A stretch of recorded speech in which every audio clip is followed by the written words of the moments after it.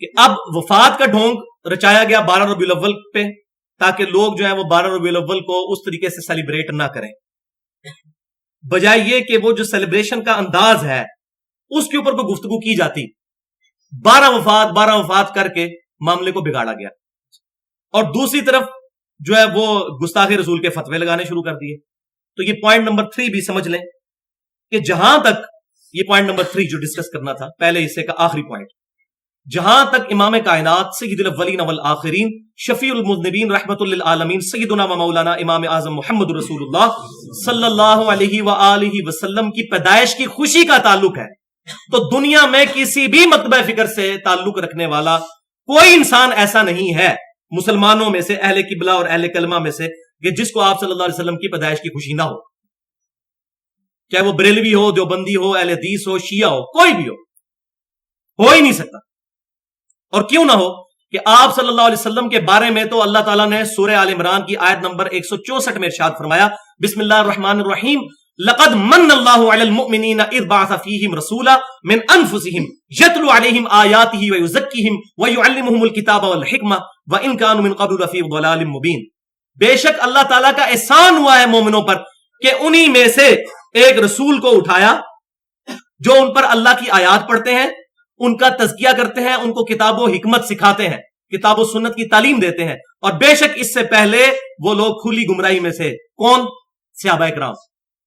صحابہ کرام کتاب و سنت کے آنے سے پہلے کھلی گمراہی میں تھے، اور ہم کتاب و سنت کے آنے کے بعد بھی کھلی گمراہی میں، کیونکہ ہم پڑھتے ہی کوئی نہیں، ہمیں کہاں سے ہدایت ملنی؟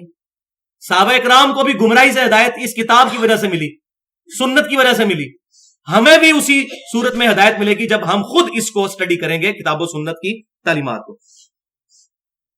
اب یہاں یہ بھی بات یاد رکھیں کہ یہ اللہ تعالیٰ نے فرمایا کہ میرا احسان ہے مومنین پر، تو مومنین پر دو بڑے احسان، رسول اللہ صلی اللہ علیہ وسلم کی مبارک ذات، اور دوسرا یہ اللہ کی کتاب، جس کو اللہ تبارک و تعالیٰ نے سورہ الصف کی آیت نمبر 9 میں ارشاد فرمایا، بسم اللہ الرحمن الرحیم، هو الذی ارسل رسولہ بالہدی ودین الحق لیظہرہ علی الدین کلہ ولو کرہ المشرکون۔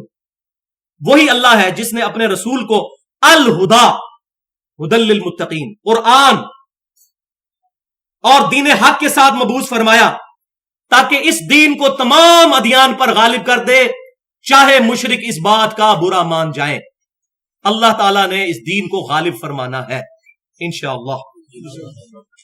اب اس قرآن پاک اور نبی صلی اللہ علیہ وسلم کی جو نعمت ہے، اس پر شکر کے بارے میں بھی قرآن پاک میں حکم فرمایا گیا۔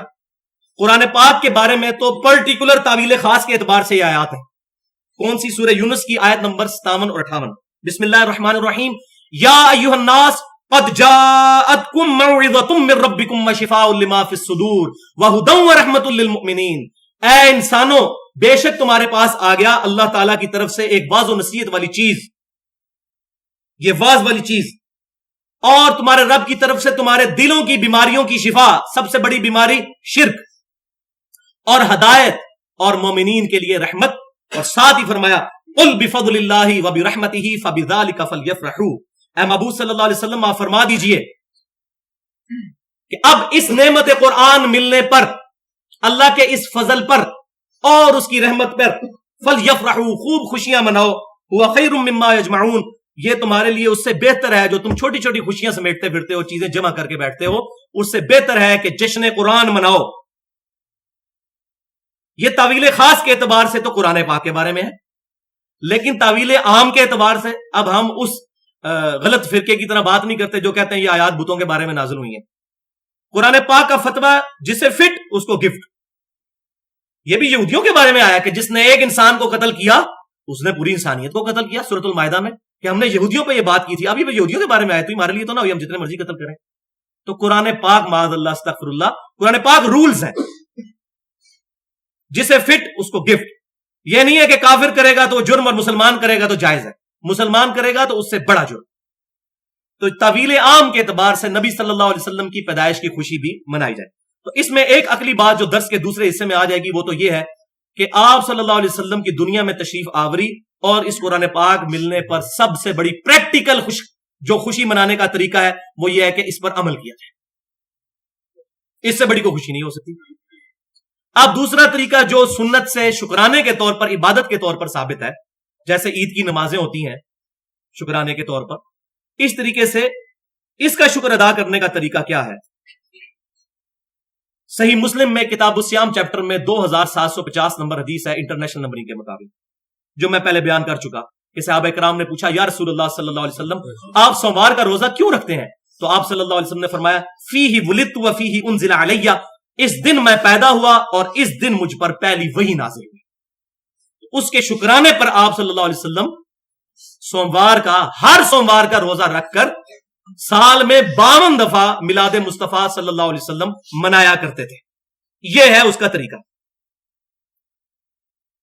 और यह तो सिर्फ आप सल्लल्लाहु अलैहि वसल्लम के मिलाद वाला मामला तो अलग, आप सल्लल्लाहु अलैहि वसल्लम तो हजरत मूसा अलैहिस्सलाम के बारे में भी शुक्राने के तौर पर रोजा रखने की तरगीब दिलाई। सही बुखारी के अंदर इंटरनेशनल नंबरिंग के मुताबिक 2004 नंबर हदीस है, सही मुस्लिम में 2656 नंबर हदीस है। नबी सल्लल्लाहु अलैहि वसल्लम जब मदीना शरीफ हिजरत करके आए तो देखा कि यहूदियों ने 10 मुहर्रम का रोजा रखा हुआ है। पूछा क्यों रखते हो? तो उन्होंने कहा कि इस दिन मूसा अलैहिस्सलाम ने शुक्राने के तौर पर रोजा रखा था क्योंकि फिरौन डुबोया गया था, उसके शुक्राने पर।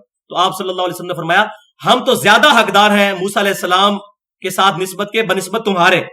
तो फिर आप सल्लल्लाहु अलैहि वसल्लम ने उम्मत को फरमाया कि तुम भी 10 मुहर्रम का आशूरा का रोजा रखा करो। और फिर एक सहाबी ने अर्ज किया, या रसूलुल्लाह सल्लल्लाहु अलैहि वसल्लम, ये तो कुफार के साथ मुमासलत हो जाएगी।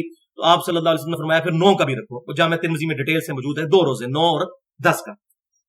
और ना सिर्फ बात यहीं पर खत्म है, बल्कि सही मुस्लिम के अंदर 2746 नंबर हदीस है कि आप सल्लल्लाहु अलैहि वसल्लम ने फरमाया, जो आशूरा का रोजा रखेगा, मैं अल्लाह से उम्मीद करता हूं कि अल्लाह तबारक व तआला उसके पिछले 1 साल के गुनाहों को माफ कर देगा। अब ये रोजा भी शुक्राने के तौर पर है। और वहां रबीउल अव्वल में आप सल्लल्लाहु अलैहि वसल्लम की पैदाइश और सोमवार वाले दिन, तो सोमवार का रोजा भी शुक्राने के तौर पर।